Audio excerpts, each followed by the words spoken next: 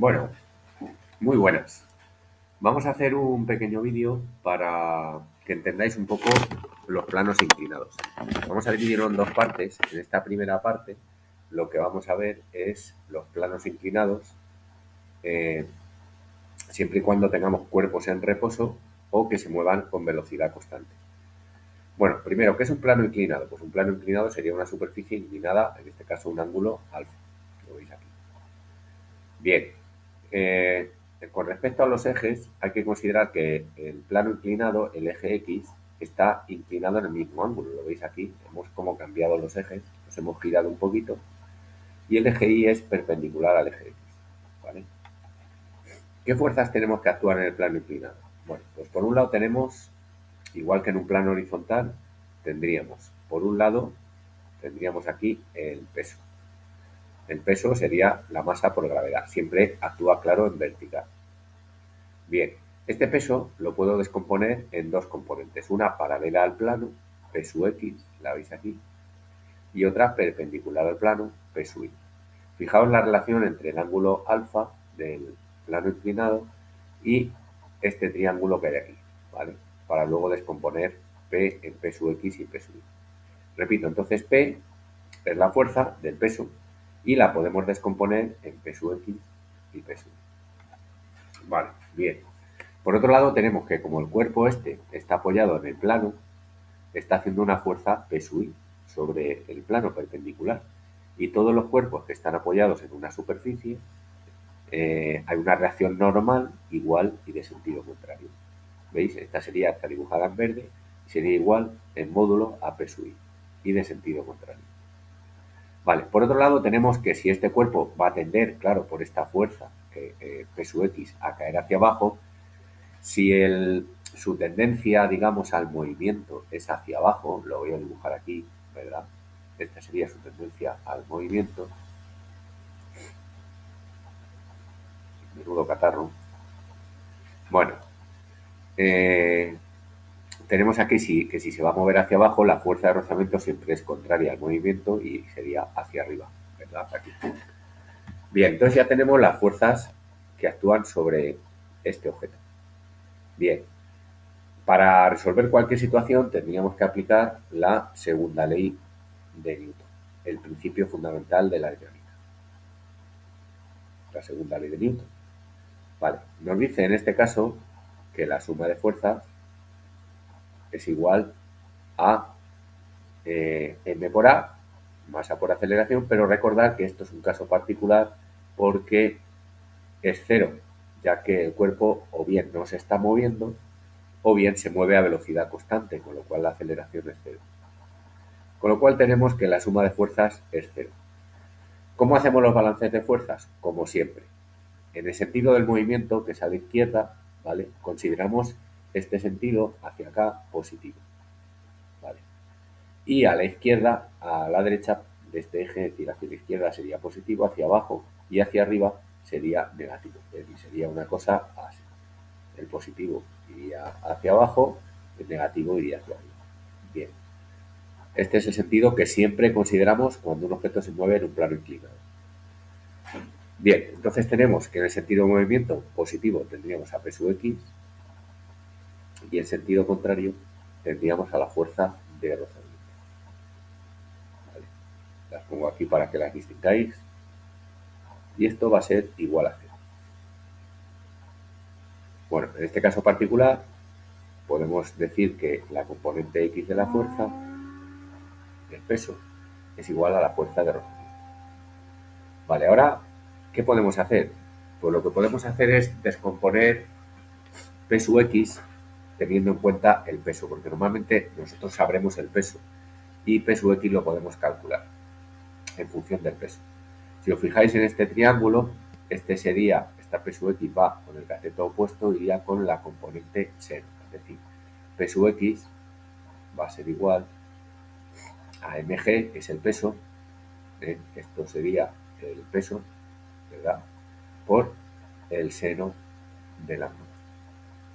Y lo mismo podemos hacer para la componente y, pero esta vez sería con coseno, coseno del ángulo.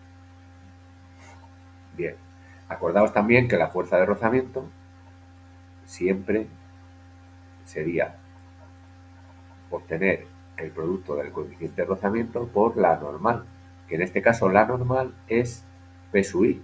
Acordaos que aquí la normal, aquí esta normal es P sub I. Con lo cual podemos poner que esto será igual a mu por mg, lo que vale P sub I, por el coseno del ángulo. Y con esto podríamos solucionar ya cualquier situación. ¿Vale?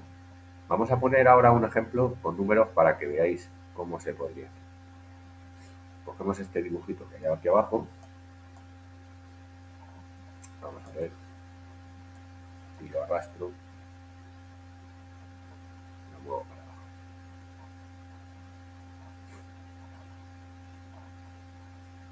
Vale, lo movemos aquí un poquito. Vale, y aquí. Y vamos a aplicarlo pues a un caso particular. Vamos a poner, por ejemplo, que tengamos que averiguar la fuerza de rozamiento, es decir, queremos averiguar la fuerza de rozamiento y queremos averiguar el coeficiente de rozamiento para los siguientes datos. Vamos a poner una masa de 200 gramos y un ángulo, ¿vale?, de 10 grados. Bueno, pues hacemos el balance de fuerzas, como siempre, sumatorio de fuerzas igual a 0, y en este caso tendríamos pues P sub X menos fuerza de rozamiento igual a 0. Sustituimos, sabéis que P sub X es mg seno de alfa menos nu mg coseno de alfa, y esto es igual a 0. ¿Qué me queda? Pues me queda que mg seno de alfa es igual a mu mg coseno de alfa. Aquí puedo simplificar mg en cada miembro y me queda esta expresión que vamos a ver aquí ahora. Sería que el coeficiente de rozamiento sería igual a seno de alfa entre coseno de alfa, que eso sabéis que es justamente la tangente de alfa. ¿Vale? Y con esto calcularíamos el coeficiente de rozamiento. En nuestro caso particular es muy fácil porque como son 10 grados, pues sería la tangente de 10 grados. Así. Esta sería la primera solución. Bien, ¿y la fuerza de rozamiento cómo la calcularíamos? Pues podemos hacerlo aquí, a la izquierda, podemos hacerlo aquí. La fuerza de rozamiento, hemos dicho que es el coeficiente de rozamiento nu por la norma, es decir, nu por mg por el coseno del ángulo. Simplemente sustituyendo ya tengo todo.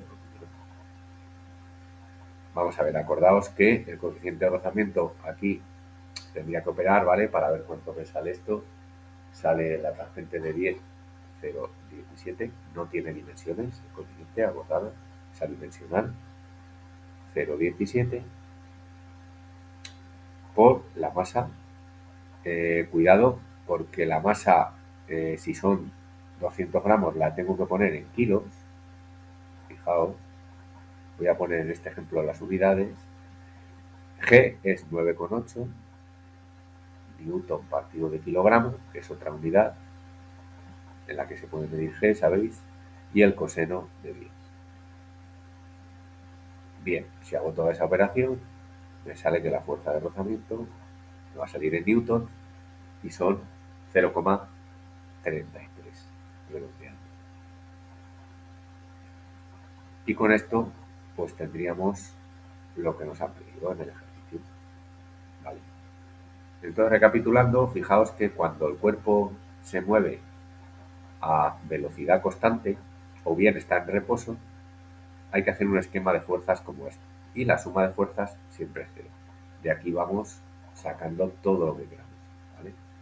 Fijaos que siempre hay que descomponer esta fuerza. Siempre en los planos inclinados tendremos un esquema parecido a este.